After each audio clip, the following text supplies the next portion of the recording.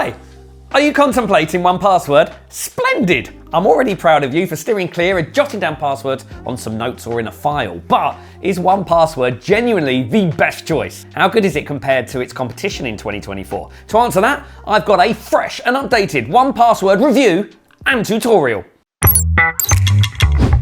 By the way, this channel is on the rise for 1,000 subscribers, so it is a prime opportunity to jump in. Don't miss out being with the cool gang. Hit subscribe. All right, to kick off this 1Password review, let's explore if we can rely on it. Firstly, I'd like to mention that 1Password has been around for a long time, since 2006 to be precise. However, its age doesn't imply it's outdated. It incorporates all the latest technologies to position itself among the leaders of the industry. For instance, it introduces passkeys, a cutting-edge technology that might entirely replace passwords in the future. Passkeys offers a novel way to sign into apps and websites. This feature allows you to sign in using the same methods you use to unlock your devices with a fingerprint, a face scan, or a screen lock pin. Currently, only the top password managers have implemented a passkey feature. Examining security, unlike some other password managers, 1Password has never been genuinely breached, even though there were attempts. In October 2023, 1Password reported that there was suspicious activity detected on Okta support systems. After a thorough investigation, 1Password confirmed there was no compromise of user data. But what makes 1Password secure? Much like any other top password manager, it relies on high-level encryption. It scrambles your stored data into an unreadable string of characters. Additionally, 1Password employs a 34-symbol secret key, which is stored on devices you've used to sign into your account. This creates an additional layer of protection from intruders by adding another login step beside your password. If you want to take care of your passwords with 1Password at the best price, use the link from the description. Alright, so now that I've covered whether 1Password is safe, let's explore what kind of features it has. 1Password encompasses all the essentials. Examining the password generator, it's quite standard. In addition to creating a robust password in a few seconds, there is an additional option of a passphrase, which is useful when you need a password that is easy to remember. Every password or any other information you save is placed into a vault.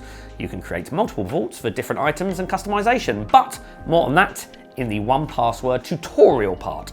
Creating robust passwords quickly is nice and easy, but securely sharing them might be a trickier task. That said, with 1Password, sharing your secure and sensitive information is not a problem. It's even possible to share your entire vault if you want to, or individual items separately.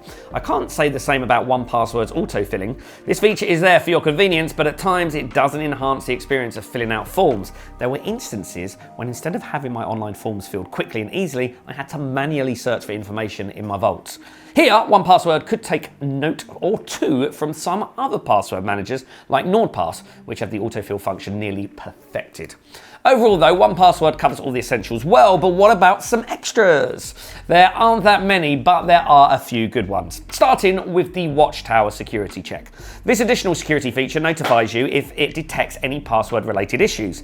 Yeah, nobody likes notification spam, I get you, but it only keeps you updated on everything that might go wrong, including weak passwords and compromised logins. So after the initial checkup, it shouldn't bother you too often. If you're a frequent online shopper, you might find the privacy cards feature quite handy. It's like a password manager, but for bank cards. It allows you to create and fill privacy cards everywhere you pay online. It's smooth, fast, and it actually works as it should.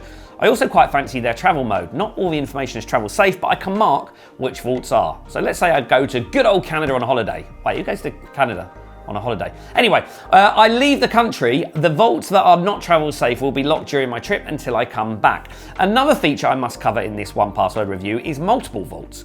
It's a real lifesaver for those with lots of information. Instead of keeping it all in one place, I can get everything well organized. It also becomes very convenient when I need to share my information, as I can share multiple folders and vaults at once instead of doing it one by one. All right, I won't delve any further into explaining this for now. If you want to see this feature tested, you can check it out in the 1Password tutorial. Another thing that I appreciate about 1Password is its compatibility. You can use it on all major operating systems, including Windows, Mac OS, Linux, iOS, Android, and your web browser.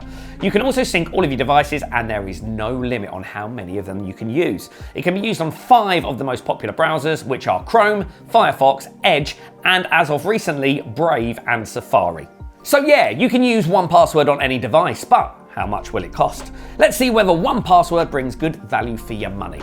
The individual plan is the way to go if you don't need the vault sharing option and plan to use 1Password by yourself. But if you do need the vault sharing, I'd suggest going for their family plan. The price will increase slightly, but you will be able to add up to 5 users. So if there is at least one more person to share with, it's already worth it. To be fair, 1Password is not the cheapest password manager on the market. It's somewhere in the middle, but considering how much it brings, especially with its family plan, it's still a good value choice. And if you want to save more money, I left an exclusive 1Password deal in the description. Make sure you check it out. That concludes the 1Password Review 2024 section. If you're already familiar with password managers, it will likely take you just a few minutes on the app to grasp everything you need. However, if it's your first time, don't worry, I'm here to help. With that said, let's commence the 1Password tutorial. Firstly, download the app and install it. It's a straightforward process. On a desktop, you can obtain the app from their official website. The quickest way to access it is through our link in the description. On mobile, you can also find 1Password in the respective app stores. After the installation is complete, you'll have to enter your email address and then you'll receive a 6-digit authentication code to log in. After that, generate the master password and make sure you keep it safe.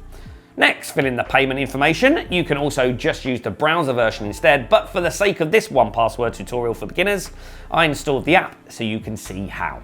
Alright, after opening the app and logging in, you will see the All Items folder. You can simply add elements from here by clicking the New Item button. Kind of self-explanatory, so let's continue by importing some data from my browser or my old password manager. For that, the browser version is needed. If I click on the username right there, I can choose import, then where my data is coming from, and lastly, I just put a CVS file in there. To keep everything organized, I recommend using vaults. To add one, I only need to click that plus button and then name it. If I like, I can also give it an icon and add a description. Then I can add items to it just like in the main folder. If I have multiple vaults, I can easily move items from one to another. If I want to modify the vault, let's say mark it as travel safe, I need to go to the web app, find travel mode and enable it. It's not complicated, but there may be a few more extra steps that I would like.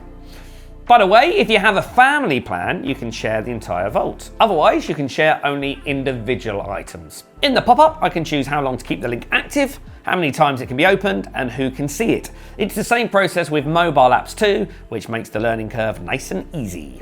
I briefly mentioned the future of the passwords, the pass keys, so let's see how to use them. Pass keys replace passwords. They are different every time you log in. First, simply go to a website where you want to log in using a pass key. Keep in mind that not all websites support pass keys yet. I go to webauthn.io and press on the register, and the passkey option to save should pop up. Then you should use your save passkey, save method, and yep, that's it. So there we go. Now that you should know how to use 1Password, I hope you found my 1Password review and tutorial useful.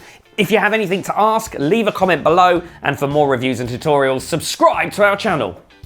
So, what do you think? Is 1Password the best password manager in 2024, or maybe you have a better option? In my opinion, it's the best password manager for families, but its individual plan is also worth it. Thank you so much for watching till the end, and I will see you in the next one.